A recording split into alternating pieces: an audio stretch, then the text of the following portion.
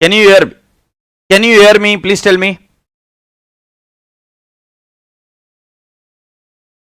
क्या आप मुझे सुन सकते हो क्या? बताओ जल्दी से.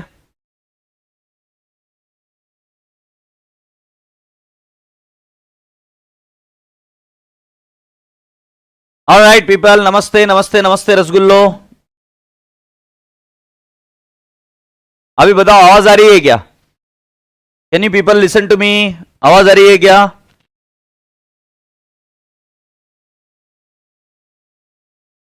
मैं दिख रहा हूं, आवाज आ रही है क्या? बताओ.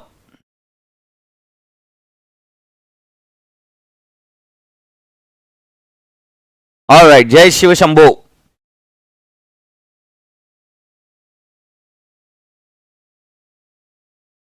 शुरू करें फिर.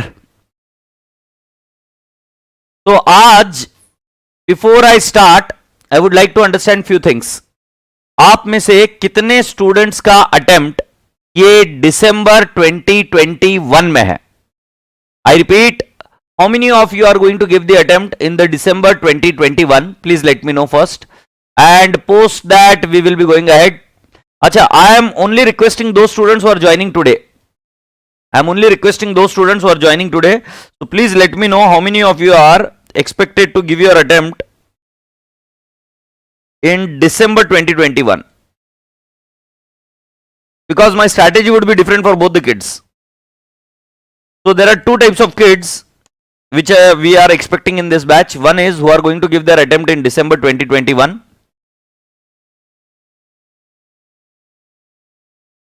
December 2021 and June 2022 or May, you can say May or June, as the case may be, the exam would be conducted. उसके हिसाब से please let me know. So you all are new students, that's what you say. All right, perfect. So beta, today I am going to give you only an introductory session today. ये क्या लिख रहा है?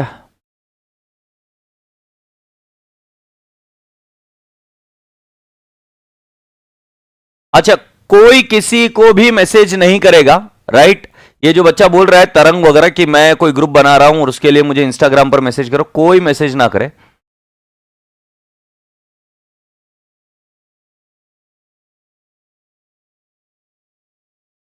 Alright, सो अब now जरा ध्यान से सुनना. जो मई 2022 या जून 2022 है, you don't have to worry much, क्योंकि आपका सिलेबस आराम से हो जाएगा. तो अभी जहां पर आग लगी है, where we have to focus much is what the December 2021 attempt. And for this particular reason, boys and girls, I would like to explain you that your portion would be covered 60% live and 40% would be covered through the backup lectures which will be provided to you on immediate basis. And you should watch this lecture on day-to-day basis. Only on the basis of that you can tell that you'll be able to cover your December 2021 attempt. Okay, today I am not going to start with any of the new topics or anything of that sort, and that's the reason I started a little late. We are today going to have a glimpse of what is the syllabus of the accounts and how we are going to go ahead in that. ठीक है, तो मैं आपको बता दूं कि आपको 60% live होगा एंड 40% बैकअप, और I can say recorded lecture होगा. This is given to you so that you people can progress with your syllabus as per your own speed and you don't have to wait and watch कि भाई कब ये syllabus complete होगा. सो syllabus का pressure फिर आपसे हट जाएगा. Alright, now second thing, how many of you are from science background and this is your first class and you are going to give it in December 2021. जो science background से है, जिनके ये फर्स्ट क्लास है और December 2021 में ये बच्चे एग्जाम देने वाले, how many of you are there? Please let me know. ऐसे कितने स्टूडेंट्स हैं मुझे बताना. May 22 और June 22 you don't have to worry, आपको सिर्फ ओनली लाइव करना है, ओनली लाइव करना है एंड रिलैक्स होके करना है. So you don't have to worry about that. Can we register now for the exam? Not immediately beta. May 22 100% live है.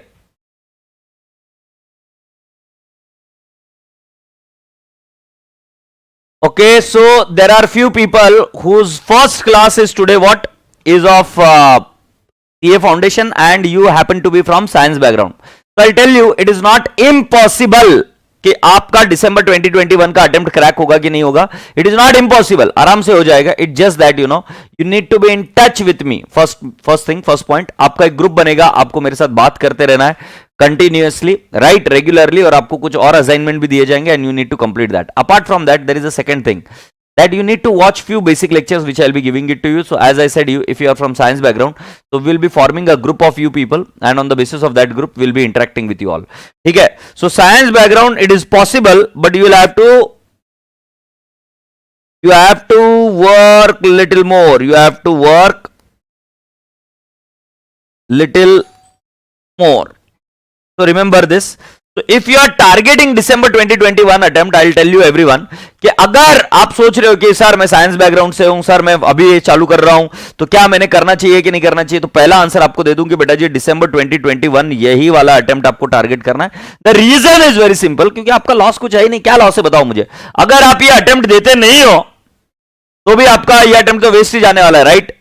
May 22 का देने वाले, तो आपको मैं क्या बोलूंगा कि December 2021 is the best attempt. You can go and give a try, क्योंकि अगर आप पास हो जाते हो तो then there is nothing for you to worry. तो कुछ बच्चे बोलेंगे सर कॉन्सेप्ट्स वीक रह जाएंगे. ऐसा कुछ नहीं होगा, कॉन्सेप्ट्स अगर कुछ भी वीक नहीं रहेंगे, you all will be still doing well at intermediate. The logic is very simple, क्योंकि इंटरमीडिएट में बेटा जी 8 सब्जेक्ट है और फाउंडेशन के सिर्फ 2 सब्जेक्ट कैरी फॉरवर्ड होते हैं. एक होता है अकाउंट्स और एक होता है मैथ्स, सॉरी एक होता है अकाउंट्स और एक होता है लॉ, और लॉ का भी बहुत छोटा portion. You don't have to worry much कि इंटर में कैसे क्या होएगा वगैरह वगैरह. ग्रुप कब बनेगा? ग्रुप बनने के लिए बेटा जी as and when we go regularly, आपकी रिसीट्स देखकर और आपका मार्कशीट देखकर फिर आपको ऐड कर दिया जाएगा. एग्रीड. तो ये मैं इस बार साइंस बैकग्राउंड का ग्रुप बनाऊंगा और इस ग्रुप के through we will be helping you out in case you have got a query. तो साइंस बैकग्राउंड का स्टूडेंट जो मैंने अभी तक देखा है वो बता दूं कि ये बच्चा डरता बहुत है, इसलिए तकलीफ होती रहती है, and that is the reason we are little worried for the science background students. Otherwise they do really wonderful, so nothing is impossible for them as well. All right, now let's go on friends, and we are going to now start with the introduction of your syllabus today.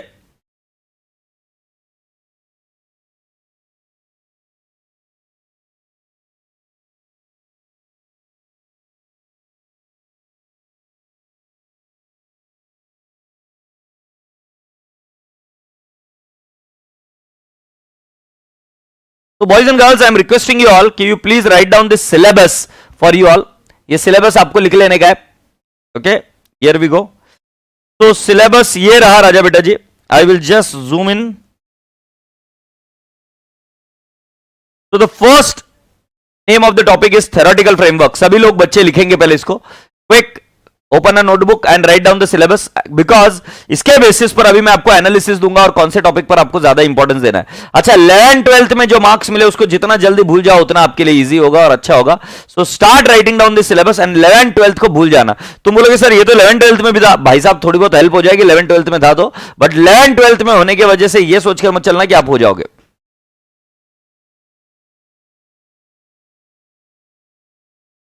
तो theoretical framework पहला वाला है.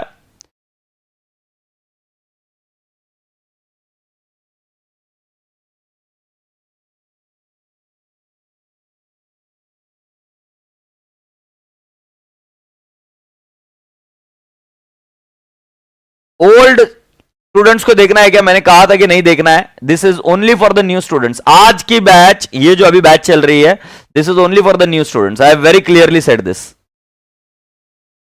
तो theoretical framework, accounts बोले तो entries, बिल्कुल सही. फिर इंडियन अकाउंटिंग स्टैंडर्ड्स और accounting standards, Indian accounting standards और accounting standards, you can call it as.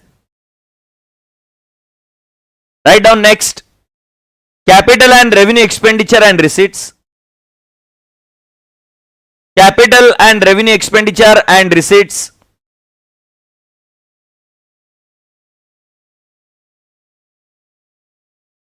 contingent assets and contingent liabilities, contingent assets and contingent liabilities.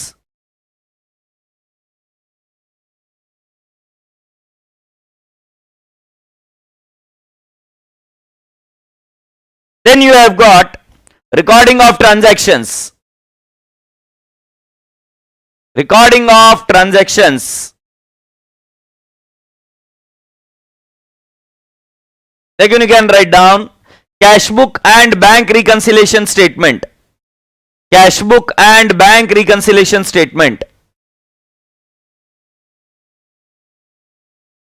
Slow and steadily write down rectification of errors. Rectification of errors.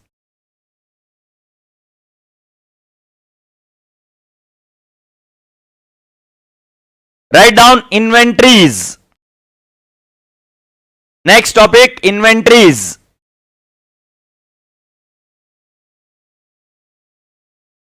Next topic is inventories.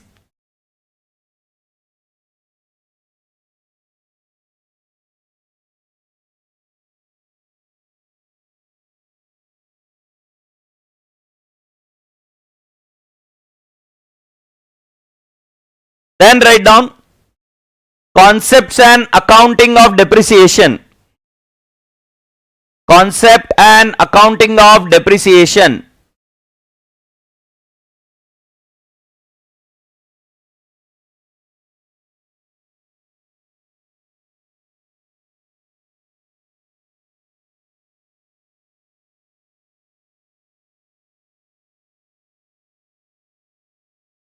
Going ahead, next, bills of exchange and promissory note. Bills of exchange and promissory notes.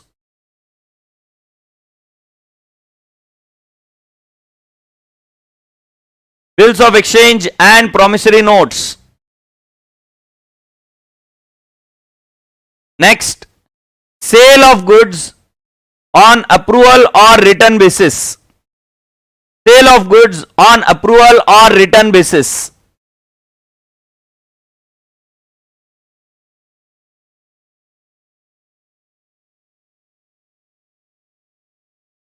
Sale of goods on approval or return basis. Next, consignment. See, aspirant Omkar, please spam mat karo yaar. I am teaching something right now. Please understand. Consignment. After consignment, write down average due date. Average due date.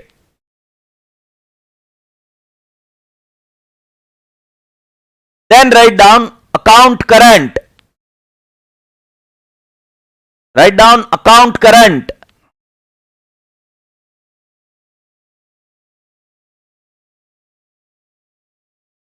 Then you have got final accounts.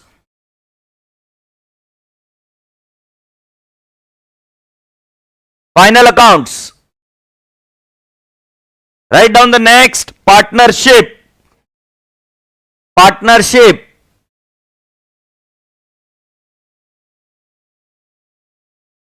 Next topic, company accounts. Next topic, company accounts.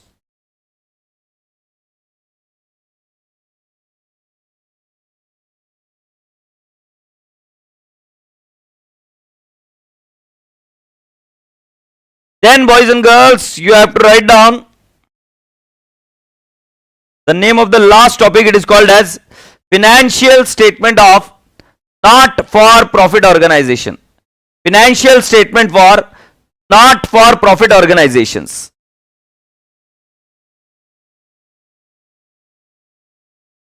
So this was the syllabus. Financial statements for not for profit organization. So this is the syllabus. Thank you so much, Jubair Sheikh Saab. Thank you so much. I hope you are doing well.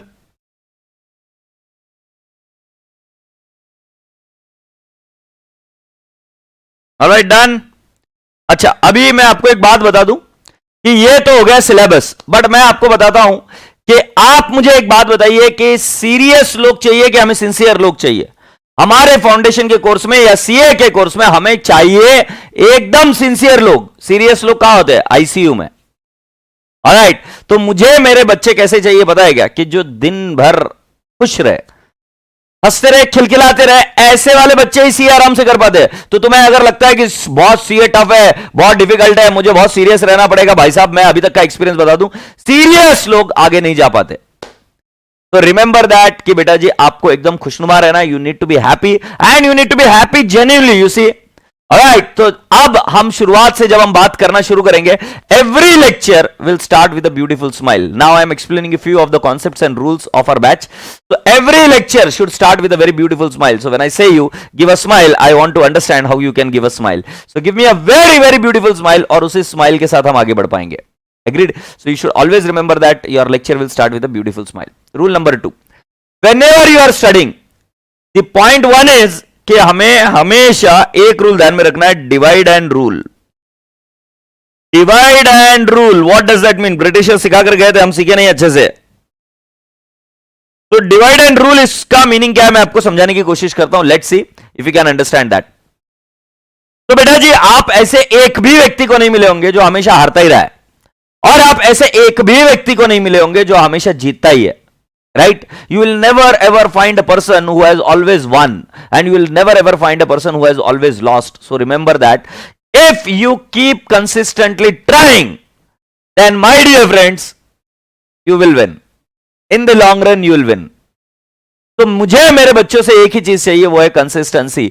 ऐसे कई बार होता है कि class में first go में जब teacher समझाना शुरू करता है तो किसी एक बच्चे को समझ में आ जाता है और एक बच्चे को समझ में ना आए। इसका मतलब यह नहीं कि दोनों बच्चों में कोई ऊपर है कोई नीचे है, हर एक व्यक्ति अपने अलग अलग टाइम फ्रेम में या जोन में रह रहा है। अगर आप ये मुझे बोलना चाहते हो कि सर सभी को एक साथ समझ में आएगा, तो मुझे बताओ क्या सभी की ड्राइंग्स एक जैसी है क्या? सभी की हैंडराइटिंग एक जैसी है क्या? सभी की आवाज एक जैसी है क्या? राइट? सभी के एम्स एम्बिशंस एक जैसे है क्या? बेटा जी जब हम अलग अलग टाइप के लोग हैं तो हम कोशिश करते हैं एज अ टीचर कि आपको मेजॉरिटी केस एक गो में समझ में आ जाए, बट बेटा जी इसका मैं कोई दावा नहीं करता कि आपको फर्स्ट गो में हर बार समझ में आएगा। और मुझे ये क्यों बुरा लगता है कि बेटा जी फाउंडेशन के स्टूडेंट्स को ऐसे गुमराह भी किया जाता है कि नहीं भाई साहब ये तो हो जाएगा। अरे हो जाता है मेरे भाई, बट क्या है कि कौन से स्ट्रोक में होगा। तो आपको मैं आज प्रोसेस समझाने आया हूं कि भाई साहब आपको अब आगे जाकर क्या क्या करना है। सो प्रोसेस का रूल नंबर 1 ये है कि you should not give up very easily. Give up नहीं मारना है। So if you know कि अगर मैं आपको समझा रहा हूं और अगर आपको समझ में नहीं आया तो इसका यह मतलब नहीं कि धड़ाधड़ क्वेरीज ड्राफ्ट करो। हमारे क्लास का एक सिद्धांत है, रूल है कि मैं आपको कहूंगा कि I have done with now my whole explanation, in case you have got any query please let me know. तो आपको क्वेरी मुझे कब पूछनी है? जब मैं ये कहूंगा कि मेरा एक्सप्लेनेशन हो गया है, उसके बाद में आपने मुझे क्वेरी पूछनी है। एग्रीड? बट भरोसा मानिए ये तय मैं आपको बात बता दूं कि बिना आपके क्वेरी सॉल्व किए मैं आगे नहीं जाऊंगा।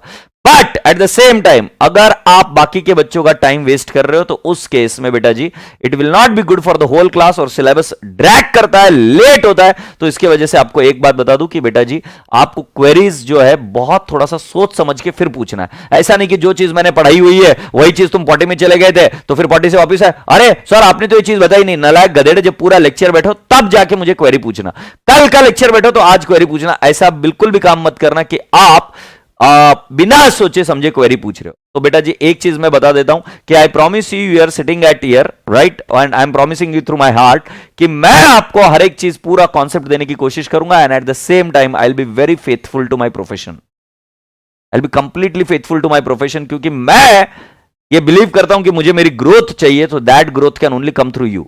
अगर आप अच्छा परफॉर्म करेंगे तो मैं अच्छा परफॉर्म करूंगा, अगर आप परफॉर्म नहीं करेंगे तो मैं कहां से परफॉर्म कर दूंगा? बताइए, आपका रिजल्ट अच्छा आएगा तो ही मैं आगे जा पाऊंगा ना। तो बेटा जी कोशिश ये करना कि बेटा जी इस क्लास को एक डिसिप्लिन्ड मैनर में हम चला पाए। ऑनलाइन में अभी हमारा जो एक्सपीरियंस है उसमें ये चीज हमें पता चली कि कुछ बच्चों का इंटरेस्ट लॉस्ट हो जाता है because the class doesn't go in the discipline, and I am going to do everything to maintain this class in complete discipline. So I hope you people will also agree and appreciate that कि हम इस class में discipline और एक जो decorum है class का वो मेंटेन करके रखेंगे। Alright, so I hope you people have understood this particular point. Second चीज, इस क्लास में एक्स्ट्रा लेक्चर्स होंगे। अकाउंट्स का सिलेबस वास्ट है, इसके एक्स्ट्रा लेक्चर्स होंगे। अगर आप ये सोच रहे हो कि 12th का सिलेबस, सो भाई साहब 12th का सिलेबस आपने 12 महीने 9 महीने पढ़ा था राइट, और वो सिलेबस भी इससे छोटा था। और राजा बेटा जी 12th में फेल होना बहुत मुश्किल हो गया इंडिया में मतलब मेरे को तो ऐसे लोगों से जाके मिलना है कि वो महारथी लोग हैं जो अभी के रिजल्ट में भी फेल हो गए, मुझे उन लोगों को जाके मिलना है, बट बाकी मैं बता दूं Fehling in 12th is very difficult. तो अपने 12th के परसेंटेज की पुड़िया बनाकर डाल देना अपनी जेब में। समझ में आ रही है ना बात? 12th के रिजल्ट के बारे में है ना ज्यादा हो हल्ला मत करना। श्योर मेरे को है ना 96% मिले, 94% मिले, भाई साहब मेरी बात सुनो। अब क्या बोलने को मत लगाओ यार, तुमको भी मालूम है मुझे भी मालूम है, कई को अभी तुम्हारे माँ बाप को बहुत खुशी होती है, और मैं तुम्हारे माँ बाप को कहूंगा कि बहुत अच्छी बात है कि खुशी होती है, बहुत बढ़िया चीज है, बट ये 12th के परसेंटेज मायने नहीं रखते मेरे भाई। मैंने देखा है, मेरी आंखों से 94% मिली हुई छोरी फेल हो गई फाउंडेशन में फर्स्ट अटेम्प्ट में। मेरी आंखों देखी बातें बता रहा हूं। क्यों फेल हो गई? क्योंकि वो उस जज्बे में रह गई, क्योंकि 12th का तो क्या रट्टाबाजी के बेसिस पर, हाँ भाई ये फॉर्मेट में आएगा, इस तरीके से लिखना, इस तरीके से लिखना, बात खत्म। सीए में ऐसा नहीं है। सीए में ऐसा क्यों नहीं है मैं आपको बताता हूं। कभी आपने सुना है कि बीकॉम के बारे में या किसी और चीज के बारे में हमारे माननीय प्रधानमंत्री जी या अपने देश के प्रधानमंत्री, राइट, कभी किसी ने कोई ऐसी चीज कही है क्या? तो मैं आपको एक चीज बता देता हूं, you just need to understand this. एक 2 मिनट दे दीजिएगा मुझे, आपको आवाज शुरुआत में ना आए शायद से, तो अब हम क्या करते हैं, आपको आवाज लेके आ जाते हैं, आवाज।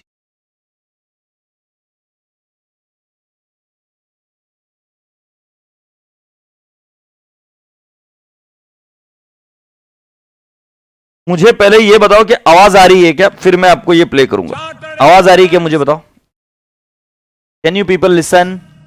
आवाज आ रही है क्या? देश के इकोनॉमिक सिस्टम के भरोसेमंद एम्बेसडर होते हैं।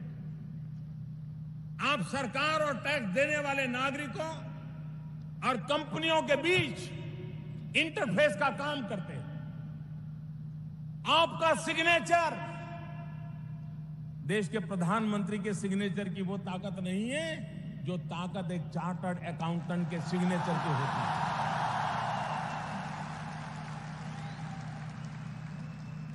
आपका सिग्नेचर सत्यता की, भरोसे की गवाही देता है। कंपनी बड़ी हो या छोटी, आप जिस अकाउंट पर अपने सिग्नेचर कर देते हैं उस पर सरकार भी भरोसा करती है और देश के लोग भी भरोसा करते हैं। तो बेटा जी क्या बोल रहे थे हमारे प्रधानमंत्री जी? राइट, क्या बोल रहे थे हमारे प्रधानमंत्री जी? आप बताइए जरा मुझे, आप कौन सा कोर्स करने जा रहे हैं, मैं आपको थोड़ा सा समझा दूं और आपको थोड़ा सा इसके बारे में सिंसियरली समझ में आने को हो ना कि आप क्या करने वाले हो। तो बेटा जी मैं आपको बताऊं कि एक सीए जब व्यक्ति हो जाता है और उसकी साइन जब होती है, राइट, तो कल मान लो आपके सारे पैसे कोई तो कोई बैंक में होंगे, एसबीआई में होंगे, या मान लो किसी प्रोविडेंट फंड में होंगे, एफडी में होंगे, शेयर्स में होंगे। सो बेटा जी मैं आपको बताने की कोशिश कर रहा हूं कि राजा बेटा जी कि आपके पैसे कहीं ना कहीं तो होंगे। तो आप जो काम करने वाले हो सीए बनने के बाद में, you can sign the balance sheet of SBI, State Bank of India, you can sign the balance sheet of Vijaya Bank, right? You can sign the balance sheet of Bank of Baroda, etc., etc. So can I not say बेटा जी, when you are going to sign the balance sheet, तो आपको पता है कि आप कितने ही लोगों के पैसों के बारे में गारंटी ले रहे हो कि भाई साहब मैं गारंटी ले रहा हूं कि मैंने इसका ऑडिट किया और ये सब कुछ सही है। आपको आपकी जिम्मेदारी समझनी पड़ेगी, आपको आपकी जिम्मेदारी समझनी पड़ेगी कि भाई जी सीए कोर्स जो है ये आपको एक साइनिंग अथॉरिटी देगा, और अगर आप किसी डॉक्यूमेंट पर साइन करते हैं तो लोग आप पर भरोसा रखेंगे कि आप जो कर रहे हो सही कर रहे हो। तो यहां पर ये बात तो छोड़ दो कि पेपर इजी आएगा कि डिफिकल्ट आएगा, मैं तो बोल रहा हूं कि पेपर डिफिकल्टी आना चाहिए। पेपर क्यों डिफिकल्ट आना चाहिए? एकदम कॉमन सेंस की बात है बेटा, कॉमन सेंस लगाकर बताओ कि तुम कल को जाकर किसी प्रोविडेंट फंड की बैलेंस शीट को साइन करोगे और नलायक तू बिना सोचे समझे बिना पढ़े लिखे आगे चला गया, तो अब वहां पर जाके तू साइन कर रहा है और साइन गलत चीज पर कर दिया, तो क्या होगा पता है तुम्हें? तेरा अकेले का नुकसान नहीं है, तू तेरी सैलरी के लिए पूरे देशवासियों की भी बैंड बजा सकता है, क्योंकि अगर आप आपका काम सही नहीं करते हो तो उस केस में लोगों के पैसे वेस्ट हो सकते हैं, लोगों के पैसे में फ्रॉड हो सकता है। तो यहां पर आपको सिखाया जाएगा इंटीग्रिटी। इंटीग्रिटी का मतलब समझते हो? जैसे मिलिट्री में लोगों को सिखाया जाता है इंटीग्रिटी कि आप हमारे दुश्मन से मिली भगत नहीं करोगे, उसी तरीके से बेटा जी जब आप ऑडिट करते हो तब आपको ऑडिट के लिए सिखाई जाएगी इंटीग्रिटी। हर्षद भाई आपको ये सारी चीजें बताएंगे, बट मैं आपको ये बात बता दूं कि राजा बेटा जी इंटीग्रिटी सिखाई जाएगी, आपको टफ बनाया जाएगा कि भाई आप एकदम इजीली गिव अप ना करो, आपके पेपर टफ रहेंगे, आपके लॉजिक्स को डेवलप किया जाएगा, आपके एक पर्सनालिटी को ग्रूम किया जाएगा। तो बॉयज एंड गर्ल्स पूरा भारत देश भर के लोग यहां पर ये एग्जाम्स देते हैं, और बेटा जी मैं आपको बता दूं result is a very what I can से कंट्रोल्ड रिजल्ट, तो यहां पर 20% के ऊपर बच्चे पास नहीं होते, राइट। फाउंडेशन में मान ले कि 100 बच्चे बैठते हैं तो अराउंड 30 बच्चे पास हुए, 30% 35% रिजल्ट लगा तो मान लेते 30% पास हुए। अब ये जो 100 बच्चे अपीयर हुए थे उसमें से 30% बच्चे पास हुए। इंटर में यही 30% बच्चे बैठते हैं और 30% का और 25% अगर मान लो रिजल्ट लग गया तो 7.5 बच्चे पास हुए एट इंटरमीडिएट। और इन 7.5 बच्चों का अगर मैं मान लूं कि 20% रिजल्ट, ये होता नहीं है, मैं बोल रहा हूं कि 20% रिजल्ट, तो 1.5 बच्चा पास हुआ। जिन लोगों ने 100 लोगों ने अपीयर किया उसमें से फाइनल फर्स्ट अटेम्प्ट में सिर्फ 1.5 बच्चा पास हो रहा है, मतलब राइट 1.5% रिजल्ट कहा जा सकता है सीए का, राइट। तो please remember that your result is going to be tough. तो अगर तुम ये सोच के आए हो ना कि भाई साहब मैं तो यहां पर क्लास में करूंगा और आराम से पास हो जाऊंगा, तो बेटा तुम्हारे अंदर मूर्खता की निशानी है। यहां पर क्लास में बैठने से सारे बच्चे पास हो जाते हैं, तो बेटा मैं ऐसा आदमी हूं कि मैं तुम्हारे जाके पेपर लिख के आ जाता भाई। मैं तुमको खुद कहता कि तुम क्लास अटेंड कर लो, तुम आराम से पास हो जाओगे, बट क्लास करने से सिर्फ आप पास नहीं होने वाले। आपको बता दूं, और अगर किसी के पेरेंट्स ये बात सुन रहे हैं तो मैं कह दूं कि आपके बच्चे ने रेगुलरली हर रोज पढ़ाई करनी होनी। अगर वो पढ़ाई नहीं करेगा तो मैं आपको दावे के साथ बोल सकता हूं कि सीए में फाउंडेशन ठीक है एक आध बार चल जाएगा, बट इंटरमीडिएट में पास होना मुश्किल हो जाता है। और मैं आपको बता दूं बेटा जी, समय आपका व्यर्थ ना करे बेटा जी, पूरी की पूरी जवानी वेस्ट हो जाएगी आपके इसके अंदर, पूरा का पूरा जिसमें आप करियर बना सकते हो वो वेस्ट हो जाएगी अगर आप सीरियस नहीं हो तो मैं आप सभी लोगों से रिक्वेस्ट कर रहा हूं बार बार कि बेटा जी इस कोर्स में तभी कदम रखना जब आप ये क्लियर हो कि आप पढ़ना चाहते हो। अगर आप पढ़ना चाहते हो, लॉजिक्स के दीवाने हो, अगर आप आगे जाना चाहते हो लाइफ में, राइट, खुद के बलबूते पर, तब जाके इस कोर्स को सिलेक्ट करना। अब मैं आपको और एक चीज बता देता हूं बेटा जी, आपको क्या लगता है आपकी सैलरी कितनी रहेगी एट एन एवरेज? एक सीए जब क्लियर हो जाता है तो एट एन एवरेज सैलरी कितनी होती है शुरुआत में? मैं आपको बता, ज्यादा बड़ी बड़ी बातें नहीं करूंगा, बट मैं आपको बता देता हूं जितना मुझे पता है, 10 लाख के आसपास एक सीए की ये होती है इनकम। जो फर्स्ट अटेम्प्ट में पास हो जाते हैं उनकी बहुत ज्यादा होती है, जो 1 2 3 अटेम्प्ट में हो जाते हैं उनकी अराउंड 10 लाख के आसपास सैलरी होती है, या 10 लाख के आसपास उनकी आमदनी होती है शुरुआत में। देखो अब ऐसा मत कंपेयर करो कि प्रैक्टिस में है तो शुरुआत में कम रहेगी, बाद में आगे जाके बढ़ जाती है। जॉब में है तो 10 लाख है, और अगर कोई सीखना चाहता है दूसरी कोई चीज तो उस केस में कम हो सकती है। बट कुल मिलाकर I am just trying to explain you कि 10 लाख एट एन एवरेज अगर हम सभी लोगों का मिली भगत कर देख ले तो 10 लाख रुपए पर एनम ये सैलरी होती है। अब इस 10 लाख को मैं आपको बताता हूं कि कोई भी व्यक्ति एक एम्प्लॉयर है, वो किसी भी एम्प्लॉय को सैलरी तब तक नहीं देता जब तक ये एम्प्लॉय उसको पैसा कमाकर रिटर्न में नहीं दे देता। ऐसा कभी देखा है कि एम्प्लॉयर कभी एम्प्लॉय पर कोई उपकार कर रहा है? मैंने तो आज तक नहीं देखा।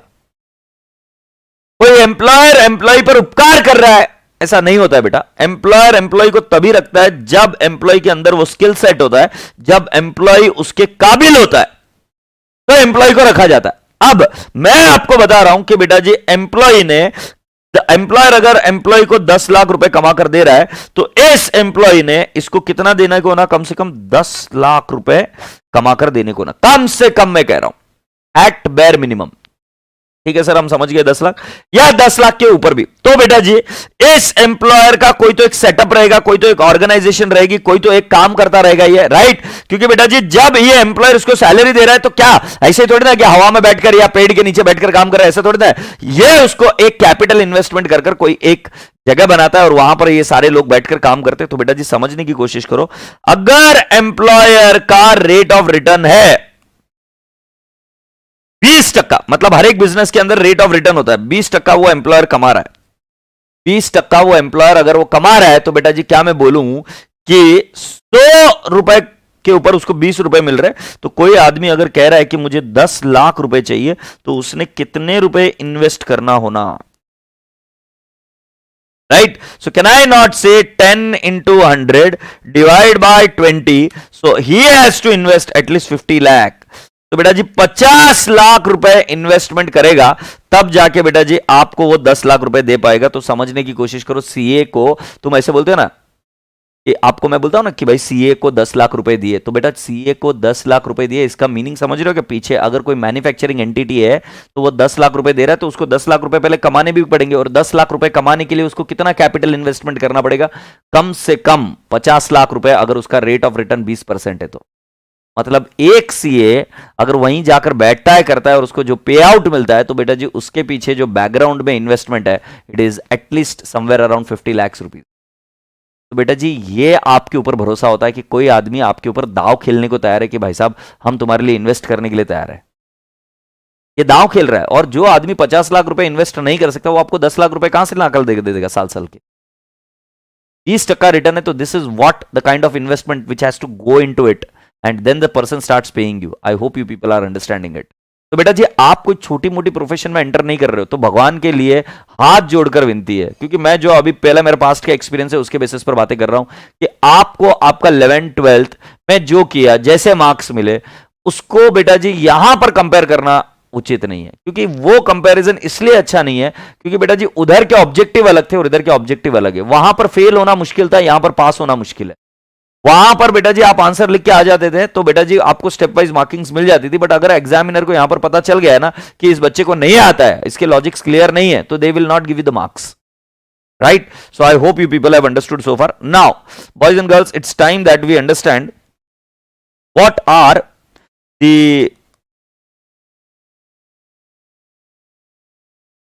ये बेटा जी मैंने कुछ पेपर पैटर्न आपके लिए एनालाइज किए हुए, जनवरी 2021 तक के पेपर एनालाइज किए हुए, जुलाई 2021 का पेपर एनालाइज करना बाकी है। तो अगर आप यहां पर देखेंगे तो मई 18, नवंबर 18, मई 19, नवंबर 19, नवंबर 20, जैन 21 एंड जुलाई 21 जो अभी पेपर हुआ वो भी, इन सारे पेपर्स को आपका कवर करा दिया जाएगा, ये क्लास में ही कवर होंगे। और मैं अभी आपको बताता हूं कि बेटा जी totally the nature of the paper is question 1, 2, 3, 4 and 5, 6, ऐसे 6 प्रश्न होते हैं। 6 प्रश्नों में से मैं बेटा जी बता दूं कि क्वेश्चन नंबर 1 जो होता है that is compulsory, this question is compulsory and this is for 20 marks, this question is compulsory, this is for 20 marks.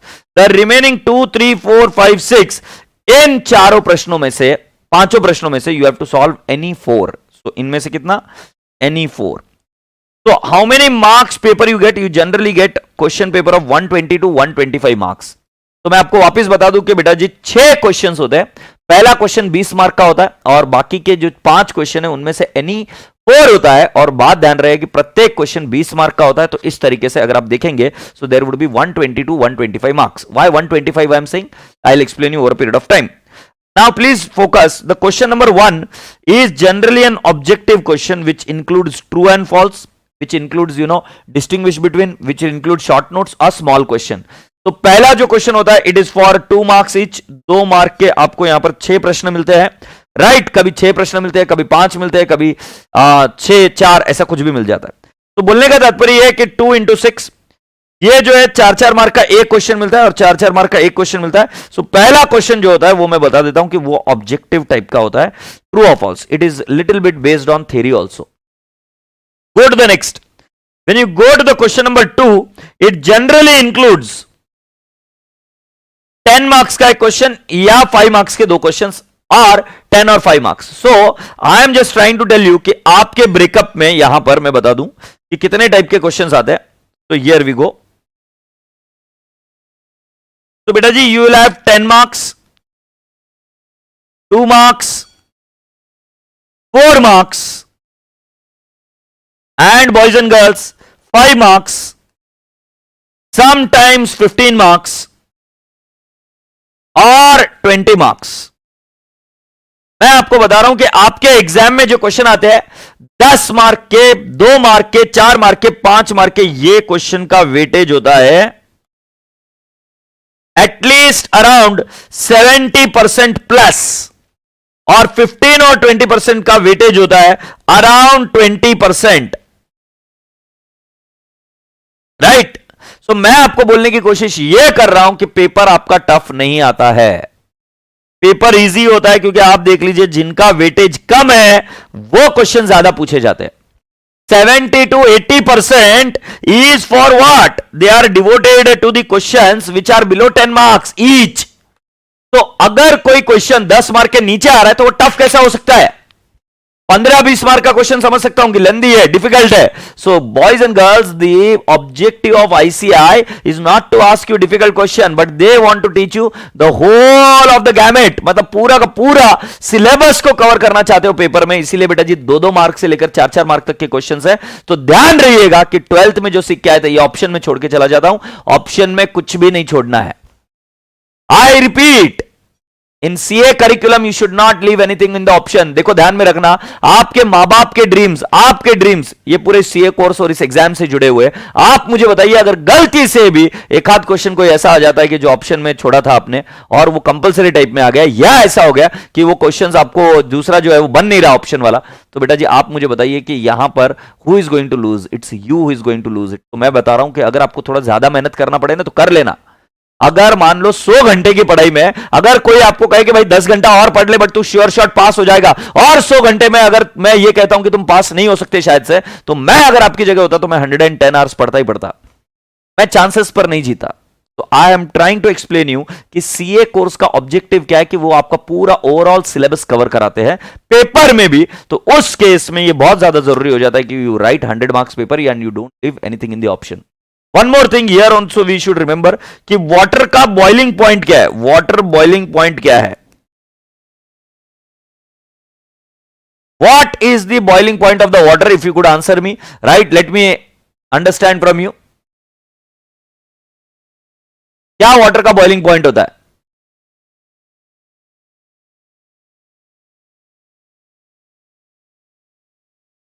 Ton टना टन टन टन टन टन टन टना टन टन टन टन टन. आजकल यूट्यूब भी लेट करने लग गया क्या रे?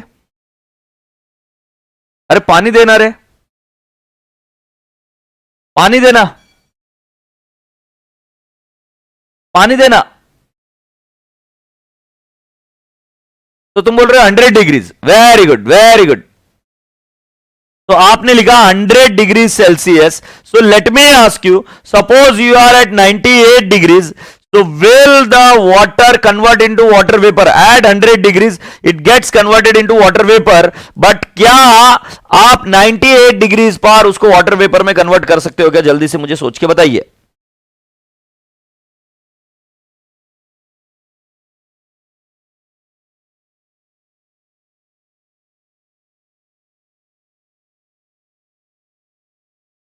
Can you convert it into 110 degrees? Sorry 98 degrees पर क्या आप उसको कन्वर्ट कर सकते हो क्या?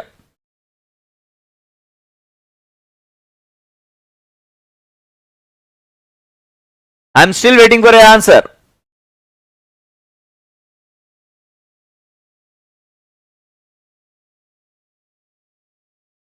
तो बेटा जी यही आपका सिद्धांत बता देता हूं कि law of nature. Law of nature क्या होता है? ये किसी के साथ भेदभाव नहीं करता है. ये तो बता देता है रूल क्या है.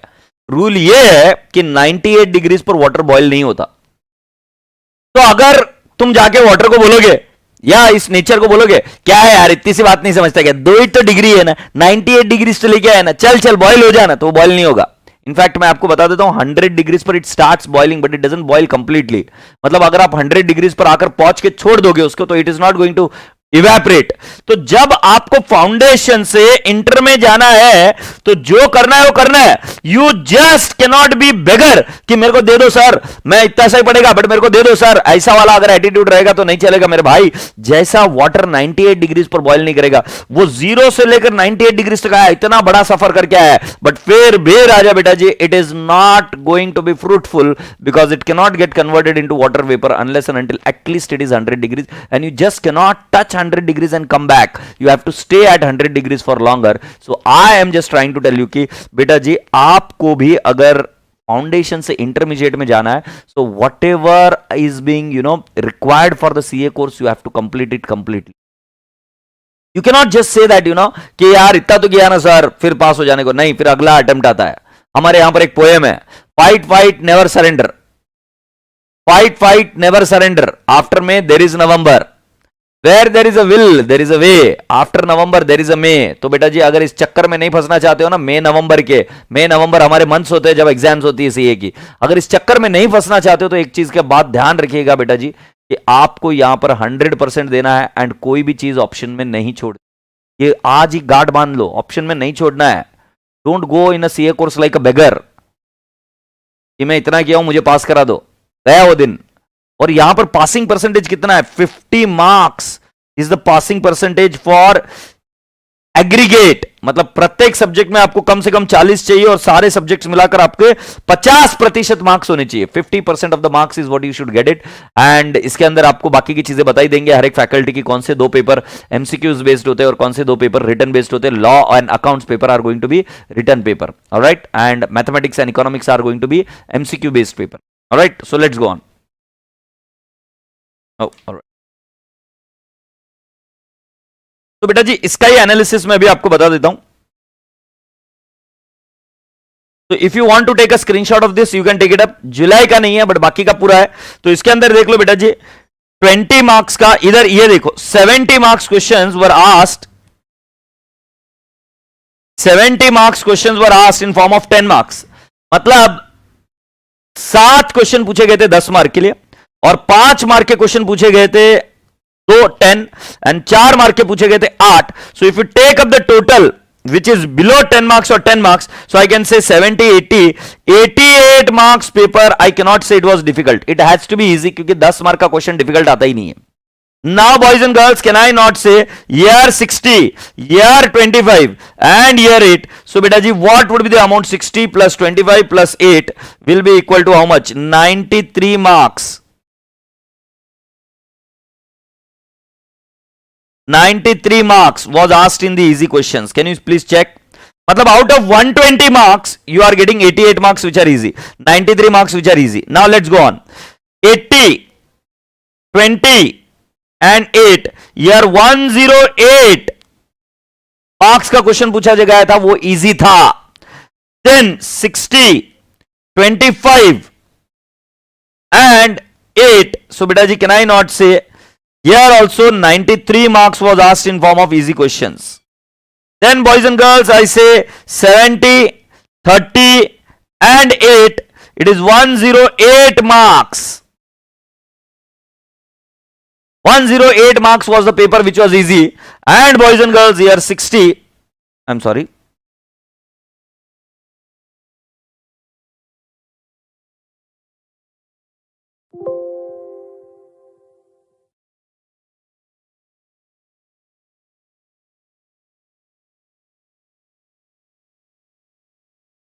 And here I'll say it was 60 marks, 25 marks and 8 marks. So it is again here 93 marks. So but what have you understood? Bare minimum 88 marks question were asked on the easy basis. So बेटा जी कभी भी ध्यान में रखना, किसी topic में भी कोई पार्ट ऑप्शन में मत छोड़ना, क्योंकि आप ऑप्शन में छोड़ोगे वो क्वेश्चन आ जाएगा। क्योंकि ये क्या करते पता है क्या? टॉपिक में से भी छोटे छोटे कॉन्सेप्ट्स को निकालकर क्वेश्चन पूछते हैं आपको, क्योंकि वो ये नहीं देखते कि राजा बेटा जी आपको डिफिकल्ट क्वेश्चंस आते हैं कि नहीं आते, वो ये देखते हैं कि आपको सारी चीजें आती है कि नहीं आती, और वो कहीं से भी कोई भी चीज लाकर छोड़ देंगे आपके सामने and you have to solve it. So I hope you people have understood. के अलावा और एक चीज बात ध्यान में रखना कि the paper would be lengthy. तो ये पेपर लेंदी रहने वाला है। It is not going to be very कि आप जाओगे पेपर में बैठोगे और आराम से हो जाएगा, ऐसा बात नहीं है बेटा जी। This paper is going to be lengthy, so you need to do a lot of writing practice, you need to give a lot of test series. So test series ke there are two options. One is there is a test series which is available on SPC. In case you want to have a separate test series, you can buy it. But apart from that, class में भी test series हमारी conduct होती है और वो test series के paper आपको check करके होंगे, राइट। जैसे आज एक मॉक पेपर होने वाला है हमारे ओल्ड सिलेबस के स्टूडेंट्स का, और उसके बाद में 5-7 दिन बाद उनका एक पेपर होने वाला है जिसका चेकिंग होगा, और ऐसे हर एक सब्जेक्ट के बारे में आपका होगा और इसके बारे में स्केड्यूल आपको बता दिया जाएगा। इन टेस्ट सीरीज को आपको मोटिवेट करने के लिए इस टेस्ट सीरीज के ऊपर प्राइजेस भी रखे जाते हैं and this prizes are given to you, alright. So test series भी कंडक्ट होगी और test series I can tell you that it is around 80% responsible for your success. So जितना आपका राइटिंग प्रैक्टिस है, जितना आप फास्ट लिख सकते हो, उतना आपका पासिंग के चांसेस ज्यादा बढ़िया है। इसको इस एंगल से समझो बेटा जी, सिंपल सा लॉजिक है। Suppose I tell you that you write down 100 marks का paper and you have to score 50, it is easy, right. So you have to score 50%. But suppose you have written a paper of 80 marks only, so you write paper of either 100 and you have to get actually minimum get minimum marks. So beta ji yahan par you have to get minimum marks is 50. 80 में से भी 50 लिखना है। अगर आप 70 paper 70 marks का लिख के आएंगे तो भी 50 मिलना है। मतलब आप कितना पेपर लिख के आ रहे हो उसके बेसिस पर आपके पासिंग मार्क्स नहीं चेंज हो रहे। सो अगर आप चेक करेंगे, सो 50 डिवाइड बाय 80 इंटू 100, सो यहां पर कितना परसेंटेज आपको लेके आना पड़ेगा? 62.5%। और यहां पर कितना लेके आना पड़ेगा? 50 divide by 70 into 100, so it is 71.42%। और बेटा जी ध्यान रखना, ये परसेंटेज आपको लेके आना धीरे धीरे अब मुश्किल हो जाता है। सो प्लीज अंडरस्टैंड दैट कि you have to write fast. I am saying you on the day 1 you have to write fast and you have to write legible, क्योंकि पेपर लेंदी आने वाला है। मैं आज आपको डे 1 को बता रहा हूं, हमारे एक्सपीरियंस के बेसिस पर पेपर लेंदी आता ही है, आपको उसको कंप्लीट करते आना चाहिए। तो प्रॉब्लम क्या है कि बच्चा 12th के इसमें फ्लो में रह जाता है, 12th के फ्लो में से आपको बाहर निकलना पड़ेगा। बस ये इतनी सी बात बता रहा था। आशा करता हूं कि आपको ये बात बहुत अच्छे से समझ में आ गई। So can we go ahead now? तो ये हो गया था बेटा जी आपके परसेंटेज के बारे में। इसका स्क्रीनशॉट अगर आप लेना चाहे तो ले लीजिए, because it is going to help you out, right. और ये चीज जैसे ही आपका ग्रुप बनेगा तो उस ग्रुप में भी मैं डलवा दूंगा ये सारी चीजों को, बट आप इसका स्क्रीनशॉट अगर लेना चाहे तो लेकर रख लीजिए। तो जो ब्रेकअप मैंने आपको दिया था वही ब्रेकअप यहां पर भी है कि कितने मार्क्स के लिए क्वेश्चंस आए थे, और अब इसमें से कौन से टॉपिक ज्यादा इंपॉर्टेंट है ये देख लेते हैं। तो बेटा जी क्या हुआ, सिलेबस शुरुआत में था वो बहुत वास्ट था, and thereafter the syllabus was reduced, curtailed. तो अब मैं आपको सिलेबस के बारे में बता देता हूं बेटा जी।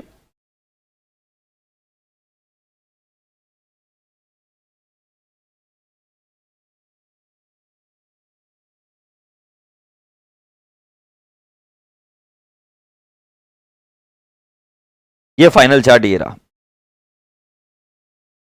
तो दिस इज द थिंग। अब इसके अंदर बेटा जी मैं आपको बता देता हूं, rectification of error, you can write down the important topic. Rectification of error was asked every time in each and every exam, 10 marks से लेकर 5 मार्क के लिए।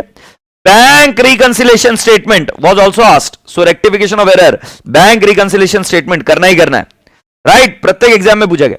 एवरेज ड्यू डेट प्रत्येक एग्जाम में पूछा गया। पार्टनरशिप प्रत्येक एग्जाम में पूछा गया, 4th topic, right. Then NPO, almost every exam they have asked you. 5th topic, non-profit making organization. Company final account, every year they have asked you. 6th number का topic, right? तो बेटा जी ये हुए जो हर एक एग्जाम में पूछे गए, और मुझे लगता है कि आगे भी पूछे जाने वाले। इसके अलावा डेप्रिसिएशन 7वां, वेरी इंपॉर्टेंट टॉपिक, डेप्रिसिएशन भी पूछा जाता है रेगुलरली। देन अकाउंट करंट, ये भी रेगुलरली पूछा जाता है। Then boys and girls, sale or return basis, this is also asked regularly. So can I not say it is 9th important topic and consignment is the 10th important topic. So अगर आप मुझे बताएंगे कि sir which are the 10 top important topics, so these are these 10 topics, so you can write it down कि पहला वाला topic है, it is what? Rectification of error, very important. BRS, bank reconciliation statement, again very important. Then depreciation, very important. Then average due date, partnership. अच्छा मैं final account कैसे छोड़ दिया यार, ये 11th होगा। पार्टनरशिप मतलब आपने जहां पर लिखा था सिलेबस वहीं पर अगर आप चाहो तो आप उसको मार्क करके रख दो। Final accounts is also very important. Non profit making organisation extremely important. Company final account very important. Account current very important. Goods sold on sale or return basis very important, and consignment is also very important. So these topics will fetch you very good marks, और इनको आपको perfect करना ही करना है। तो हमारे class में भी जब हम टाइम डिवोट करते तो हम कोशिश करते कि जो बहुत ज्यादा इंपॉर्टेंट टॉपिक्स है उनको पहले हम ले लें, और वो टॉपिक्स मैंने पिछली ओल्ड बैच में भी ऐसे ही किया, और आपके बैच के साथ में भी कुछ इसी तरीके से किया जाएगा। उसके वजह से आपकी डे 1 से जो टेस्ट सीरीज होती रहती है उसकी प्रैक्टिस रिपीटेडली होने की वजह से आप उसमें पास होने के चांसेस बहुत अच्छे बढ़ जाते हैं। इसके अलावा अब आपको मैं क्लास के बारे में बता दूं कि क्लास किस तरीके से कंडक्ट होती है। तो क्लास में बेटा जी आप हमको इस तरीके से क्वेरी पूछ सकते हैं, राइट। जैसे मैं आपको बताता हूं कि मेरी फाउंडेशन की बैच है, ए फाउंडेशन के बच्चों, अगर तुम में से कोई कुछ बच्चा सुन रहा है तो बेटा जी यार ओपन करो ना ग्रुप को। फाउंडेशन दिख नहीं रहा है,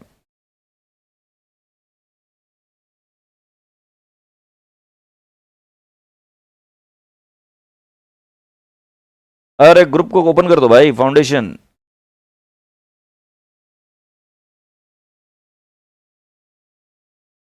So this is how it will appear there. I hope you people can see it now. और सीए फाउंडेशन के ग्रुप को अगर मैं ओपन करता हूं तो ये देखो मेरे साथ बातें करेंगे अभी बच्चे। तो इस तरीके से आप हमसे बात कर सकते थ्रू टेलीग्राम। ओके, सो मैं फाउंडेशन के ग्रुप को ओपन कर देता हूं। हेलो, नमस्ते बच्चों, कैसे हो आप सब लोग? हाँ रसगुल्लो, पढ़ाई कैसी चल रही है तुम्हारी? एक ब्यूटीफुल से स्माइल दो। आज शाम को मिलूंगा तुम सभी लोगों को, है ना? तुम्हारे जो नए दोस्त आए उनका स्वागत करो। अरे मुझे क्या हेलो बोल रहे हो, बच्चों को हेलो बोलो, right? So this is how group में आपको ऐड कर दिया जाएगा, उसकी चिंता मत करो। And then our kids are going to chat from here and we can reply to you. Okay, so आपकी जो कोई भी क्वेरीज होगी वो रिप्लाई कर दी जाएगी यहां से। तो ये ग्रुप में आपको ऐड कर दिया जाएगा। ये ग्रुप बेटा जी सिर्फ रजिस्टर्ड स्टूडेंट्स के लिए है, तो आपको उसके लिए आपकी ये भेजनी पड़ेगी रिसिट, आईडी, राइट, फोटोज, और उसके बाद में ही आपको ऐड किया जाएगा। जो नंबर आप बोलेंगे उसके अंदर ऐड किया जाएगा। हर व्यक्ति को इसके अंदर एंट्री नहीं है, तो the one who is registered only can get entered here. इसके अंदर कुछ एडमिन भी होंगे, अगर आप बातें करेंगे गलत, कुछ भी क्लास को डिस्टर्ब करेंगे तो आपको इसमें से बैन कर दिया जाएगा। एक दो बार बैन किया जाता है और वापस आपको ऐड भी कर लिया जाता है, बट तीसरी बार में आपको एक बार बैन कर दिया तो फिर उसके बाद में आपको ऐड नहीं किया जाएगा, right? So I hope you people have understood कि आपका एक ग्रुप होगा। उसके बाद में आपको मैं मेरे नोट्स दिखाना चाहता हूं। तो प्रत्येक नोट्स में क्या होता है, अब नोट्स के बारे में बता दिया जाए आपको। ये देखो आपके नोट्स कैसे होते हैं।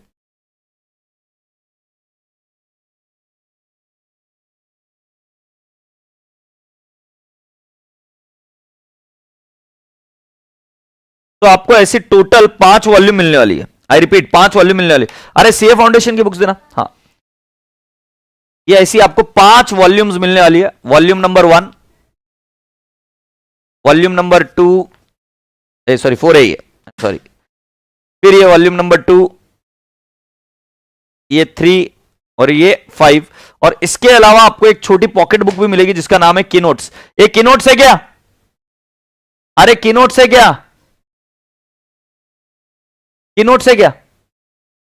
ओके, कीनोट्स अभी खत्म हो चुके हैं, मेरे पास नहीं है, बट आपको इस तरीके से 5 बुक्स मिलेगी। और ये 5 बुक्स किस तरीके से होती है तो मैं एक वॉल्यूम आपके सामने ओपन करके दिखाता हूं। तो मान लेते हैं कि गुड सोल्ड ऑन सेल और रिटर्न बेसिस। इसके अंदर जो फर्स्ट पेज होगा वो इंडेक्स होगी।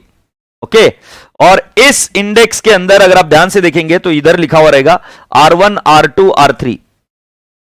ये हमारे इंटर के कीनोट्स है। ऐसे एक छोटी सी बुक रहेगी जिसको आप समराइज कर सकते हो। ये कलर बुक रहती है, तो समराइज करने के लिए आपको एक बुक मिलेगी हमारी तरफ से। So this is it, this is the kind of book you are going to get. So now I am saying R1, R2, R3 ये क्या होता है? So this is revision 1, revision 2, revision 3। तो मैं आपको बता दूं कि इसके अंदर मैं सारे ICI के क्वेश्चंस, मॉक पेपर के questions, past exam papers, RTP, MTP, model test papers भी अगर कुछ होंगे तो जितने भी क्वेश्चंस ICI इश्यू करती है वो सारे क्वेश्चंस हम यहां पर कवर कर लेते हैं। सो बेटा जी एक बार भी आपको ऐसा दूसरी जगह पे जाके बुक कोई देखनी है कि ऐसी कोई जरूरत नहीं है। सारे के सारे क्वेश्चंस मैं आपके क्लास में कवर करा दूंगा, तो आपको इसके बारे में चिंता करने की कोई जरूरत नहीं है। Now you will have question number class work 1 2 3 4 5 6 इस तरीके से R1, R2, R3। ये रिवीजन 1, रिवीजन 2, रिवीजन 3 है। आपको कम से कम 3 रिवीजन किसी भी सब्जेक्ट के करने अनिवार्य है, जरूरी है, कंपलसरी है। तो इसके लिए ये दिया हुआ है। तो अब इसमें स्पेशल पॉइंट्स क्या है? जैसे अभी क्वेश्चन नंबर 2 वेरी इजी, तो आपने ये डालकर रख दिया। फिर यहां पर लिखा very important adjustment, important adjustment. फिर इधर लिख दिया रिवाइज बिफोर एग्जाम। तो ये आपकी एक समरी शीट हो गई। इस समरी शीट को देखते ही आपको यह पता चल जाएगा कि बेटा जी इस टॉपिक को आपको करना कैसा है और कौन से क्वेश्चंस आपको करने हैं और कौन से क्वेश्चंस नहीं करने हैं। तो ये आपको क्लियरली समझ में आ जाता है। तो बुक को बहुत ध्यान में रखकर हमने डिजाइन किया है। बेटा जी इसके पहले मैं ऑथर हुआ करता था, एंड इसके पहले मतलब मेरा first job, so I was a tutor cum author and I used to work for UK based company for IFRS। तो वहां पर बेटा जी मैंने कई सारी चीजें साइकोलॉजी की भी पढ़ी, और साइकोलॉजी के बेसिस पर मैं आपको बता रहा हूं कि आपको एक वकील के जैसे होना है। वकील जब कभी भी कोर्ट में जाता है और जब वो केस लड़ता है, तब वो केस लड़ते वक्त बहुत मुश्किल केस होते हैं, बहुत सारे फैक्ट्स होते हैं, अलग अलग लोगों के फैक्ट्स होते हैं। तो वो क्या करते हैं कि उनमें से जो इंपॉर्टेंट पॉइंट्स है उनको समराइज कर एक चिट्ठी पर लिख लेते हैं, और उसके बाद में जो भी उसके नोट्स होते हैं वो उसको फोल्ड करके रखते हैं। तो जब वो सुप्रीम कोर्ट में जाते हैं या कोर्ट में जाते हैं, जब वो उनको फाइट करना होता है कोई केस, तो उस केस में वो उन मेन पॉइंट्स को उद्देश्य कर कर उस पर बात करते हैं। और वो क्या करते हैं, पूरी फाइल होती बड़ी मोटी, उस फाइल के समरी पॉइंट्स ऊपर होते हैं। तो समरी पॉइंट सबसे ज्यादा क्रिटिकल है, इंपॉर्टेंट है। तो आपको भी मैं बता दूं, हमारी पुरानी बैच के बच्चे हैं, बहुत जोरदार बच्चे हैं, राइट। पहले बहुत शैतानी करते थे, बहुत नालायकपना करते थे, और तुम भी करने वाले, तुम भी साधु संत नहीं रहने वाले, मुझे पता है। तो ये बच्चे बहुत ज्यादा अच्छे से अब चार्ट बना रहे, सारे तो नहीं बना रहे, वो भी नालायक है, बट मैं आपको बता रहा हूं कि डे 1 को अगर आपको पास होना है तो चार्ट बनाइए, समरी बनाइए। समरी बनाएंगे तो बेटा जी बहुत ज्यादा आसान हो जाएगा आपको। दिसंबर 11 का अटेम्प्ट, 21 का अटेम्प्ट और मई 22 वाले अटेम्प्ट के पास तो टाइम है, तो उन्होंने भी चार्ट बनाना। चार्ट बनाने से आपको रिवीजन बहुत ज्यादा आसान हो जाता है। ये टिप है बेटा पास होने की। अगर आप ये सोच रहे हो ना कि हम एग्जाम के पहले कुछ करके पास हो जाएंगे, तो आपकी गलतफहमी है। डे टू डे बेसिस पर जो आप स्टडी करते हो, उसके बेसिस पर आपके पास होने के चांसेस बहुत ज्यादा प्रबल हो जाते हैं। और पास ही नहीं यार, फर्स्ट अटेम्प्ट में सीए, फिर उसके बाद में आपकी इज्जत, शोहरत, नाम, ये सब चीजें उससे जुड़ी हुई है, क्योंकि सामने वाला आदमी आपको इज्जत देता है जब आपके अंदर कंटेंट हो, तो है ना, ये कॉमन सेंस की बात है। अब नीचे जब हम जाते हैं तो बेटा जी क्वेश्चंस यहां पे शुरू होते हैं। ये देखिए इस तरीके से, let's get started with the class work. ये क्लास वर्क है। अब इस क्लास वर्क क्वेश्चन के नीचे ऐसा एक बॉक्स बनाया हुआ रहता है, तो प्रत्येक क्वेश्चन के नीचे अगर आपको इसके अंदर कोई इंपॉर्टेंट पॉइंट लिखा है तो वो आपको बताना है। तो जो मेन इंडेक्स है उसमें कौन से क्वेश्चन रिवाइज करना है, अब इधर आकर आपको लिखना है revise transaction fourth, adjustment of goods returned. ये आपको सारे पॉइंट्स लिखकर रखने। इसके वजह से क्या हो जाएगा बेटा जी, मैं मेरे बच्चों को हमेशा ये बोलता हूं कि questions are answers. Questions are answers का मतलब क्या बेटा, क्वेश्चन ही तो बताता है कि क्या लिखना है। अगर क्वेश्चन है ही नहीं तो हम क्या आंसर लिखेंगे और क्या रट्टा मार कर जाएंगे। बच्चे ज्यादा इंपॉर्टेंस देते हैं आंसर को। मैं ऐसा व्यक्ति हूं कि I always focus on what is the question asking you. जो क्वेश्चन बोल रहा है उसको समझने की कोशिश करो, और ये क्वेश्चन से पढ़कर आप जब इधर लिख देते हो, तो जब भरोसा मानिए जिस बच्चे ने मेरी बात ये सुनी, वो जब जाके क्वेश्चन पढ़ेगा तो उसको देखकर ही समझ में आ जाएगा कि इसमें क्या करना है, क्योंकि उसने नीचे पॉइंट्स जो लिखे रहते हैं उससे आप उसको क्वेश्चन को किस तरीके से पढ़ने का, इसके बारे में एनालिसिस हमेशा क्लियर रहेगा। तो बेटा जी ध्यान रहे कि questions are answers and hence you have to read the questions very carefully, very properly. जितना अच्छे से, जितना प्रेम से, जितना बढ़िया से आप क्वेश्चन पढ़ेंगे, उतना इजीली आप आगे बढ़ जाएंगे। Alright, so this was all about my books. और इसके अंदर मैंने आपको बता दिया कि आपको और कोई बुक्स रेफर करने की जरूरत नहीं है, सारी की सारी बुक्स मैं कवर करा दूंगा। और मैं कोई विशाल काम नहीं कर रहा हूं, मैं कोई बहुत भारी आदमी हूं ऐसा नहीं बोल रहा हूं। मैं सिर्फ इतना काम करता हूं कि जो आपके सिलेबस में वो सारा का सारा चीज मैं ले लेता हूं, और वो चीज मैं आईसीआई के बेसिस पर हम कवर कराते पूरा, तो आपको उसकी चिंता करने की जरूरत नहीं।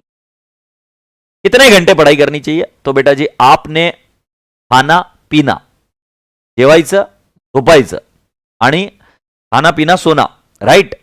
और उसके अलावा तुम्हारे डेली कोर्स के अलावा बाकी की चीजें भूल जाओ। जिनका दिसंबर में अटेम्प्ट है भूल जाओ। और अगर मई वाले बच्चे हैं तो ठीक है, तुम प्लान कर कर कुछ कर सकते हो, छुट्टी ले सकते हो, प्लान कर कर बाहर जा सकते हो, बट प्लान कर कर अगर आप बिना प्लानिंग के जाओगे तो आपको वो आदत लग जाएगी और सीए कोर्स ऐसे ही टैकल नहीं होगा।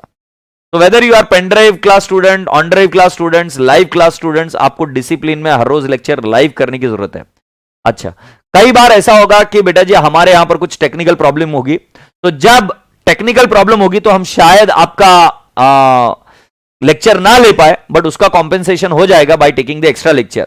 बट मैं आपको एक चीज बता दूं कि बेटा जी इस टेक्निकल प्रॉब्लम की वजह से आप हमें ब्लेम नहीं करेंगे। मैं मेरे कोर्स के प्रति, मैं मेरे प्रोफेशन के प्रति बहुत ज्यादा सजग हूं, बहुत ज्यादा जागरूक हूं, और मैं इसको लाइटली लेता नहीं हूं। क्योंकि बेटा जी तुम में से तो एक आध बच्चा फिर भी लाइटली ले लेगा, बट मैं एज ए फैकल्टी कैसे लाइटली ले लूं, क्योंकि आप मुझे बताइए, एक तो इतने सारे बच्चों का करियर हम पर निर्भर है, वो हम पर निर्भर है। दूसरा इंपॉर्टेंट पॉइंट है कि राजा बेटा जी आपकी ग्रोथ नहीं होगी तो हमारी ग्रोथ नहीं होगी, और आपकी ग्रोथ तभी मुमकिन है जब आप हमारे क्लास के बारे में तारीफ करेंगे तभी। तो यहां पर एसपीसी में एक भी फैकल्टी आपको लाइटली नहीं लेगा, टेकन फॉर ग्रांटेड नहीं लेगा। ऐसी भावना कभी मत आने देना कि आपसे पैसे ले लिए तो अब सर छुट्टी दे रहे, ऐसा नहीं है। कई बार हम मजबूर हो जाते हैं, हमारे ओल्ड बैच के स्टूडेंट्स ये भली बात ही जानते हैं कि ऐसा कई बार होता है कि उस केस में लेक्चर नहीं हो पाता है। कभी करंट ऑफ हो जाता है, इन्वर्टर होने के बावजूद भी कभी ये करंट ऑफ हो जाता है, कभी ये इंटरनेट नहीं चलता है, राइट, कभी कभी लैपटॉप परेशान करने लगता है। तो there could be some problems, but I can tell you for sure, otherwise your experience would be very fulfilling, you will enjoy a lot, you will learn a lot of new things, but this class is only for your learning education। अगर आप यहां पर और कोई भी चीज सोच के आ रहे हो तो फिर गड़बड़ है। अकाउंट्स की क्लास में मैं आपको पढ़ाऊंगा, तहे दिल से पढ़ाऊंगा, और मैं हर वो मुमकिन कोशिश करूंगा कि जिससे आपको समझ में आ जाए, but at the same time class में डिसिप्लिन नहीं रहा तो वो बर्दाश्त नहीं किया जाएगा, राइट। डे वन को ही क्लियर कर दिया, तो मैंने ऐसी कोई चीज करी नहीं कि बताया नहीं कि भाई साहब मैं आपको ये बोल रहा हूं कि मेरे क्लास करने से आप पास हो जाएंगे, मैं ऐसा कुछ भी नहीं बोल रहा हूं। आपको रेगुलरली पढ़ाई करनी पड़ेगी, तब जाके आप पास होंगे। टाइमिंग के बारे में बेटा जी आपको धीरे धीरे ये सारी चीजें बता दी जाएगी। कल से आज रात सर की थोड़ी सी तबीयत खराब थी, थ्रोट खराब हो गई थी उनकी, इसलिए रात सर अभी ये लेक्चर नहीं ले पाए। ये एक्चुअली रात सर का स्लॉट था। मैं आपका लेक्चर कल से जब लूंगा तो 5 o'clock लूंगा in the evening. I repeat, I will be taking your lecture in the evening at 5 o'clock। कल से मेरा लेक्चर 5 o'clock को रहेगा, बट अदरवाइज राजा बेटा जी आपको बाकी के टाइमिंग्स आपके फैकल्टीज बता देंगे, राइट। और आपको उसके अलावा भी हमारे ग्रुप की तरफ से आपको ये इंफॉर्मेशन मिलती रहेगी। 1-2 दिन तक यूट्यूब पर आप लाइव रहिएगा तो आपको और इजीली पता चलती रहेगी। That okay. तो ये रेगुलर टाइम रहेगा नहीं, ये रेगुलर टाइम आपके लिए नहीं है, आपका रेगुलर टाइम रहेगा in the evening 5 o'clock। Is that okay? So इसके अलावा अगर कोई क्वेरी होगी तो पूछ लीजिए, otherwise it's time to say goodbye. तर तुम्ही मराठी आहात का? मला मराठी एकदम व्यवस्थित येते बाळा, पण मी मराठी नाही आहे, पण माझा जन्म महाराष्ट्राचा आहे, त्यामुळे मी म्हणतो की हो मी महाराष्ट्राचाच आहे। मराठी एकदम व्यवस्थित बोलतो, शुद्ध मराठी बोलतो, मराठी भाषिक आहे, ठीक आहे। अजून काय हवंय सांग। कुछ दिन तक यू विल बी हैविंग कुछ दिन तक आपके क्लासेस चलेंगे यूट्यूब पर, and thereafter we will be shifting to an SPC app, और एसपीसी ऐप में ये सारी चीजें हम करते रहेंगे।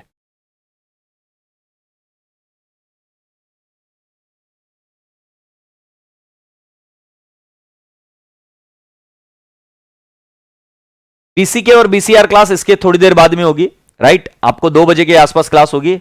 BCA that is BCR class आपकी 2 बजे शुरू होगी, ठीक है। सर अगर ऑफलाइन क्लासेस स्टार्ट होगी तो हाँ बेटा वो ऑप्शन दिया है हमने, अगर ऑफलाइन क्लासेस स्टार्ट हुई तो आपको बहुत तहे दिल से गले मिलकर आपका स्वागत करेंगे, क्योंकि यार हम भी बोर हो जाते हैं कई बार, तो आपका स्वागत किया जाएगा। बट इसका मतलब ये नहीं कि ऑनलाइन क्लासेस बंद हो जाएगी, ऑनलाइन क्लासेस भी चलेगी ऑफलाइन के साथ साथ। Is that okay? और लॉ की क्लास बेटा जी अभी 1 बजेंगे, आपकी लॉ की क्लास शुरू होगी 2 बजे के आसपास।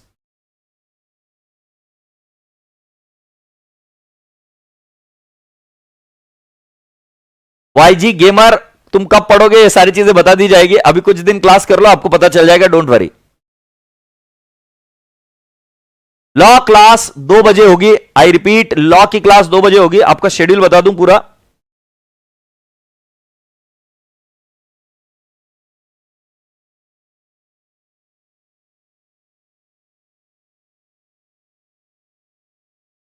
तो 2 से 3 बजे तक आपका बीसीआर रहेगा, 2 से 3 बजे तक आपका बीसीआर रहेगा।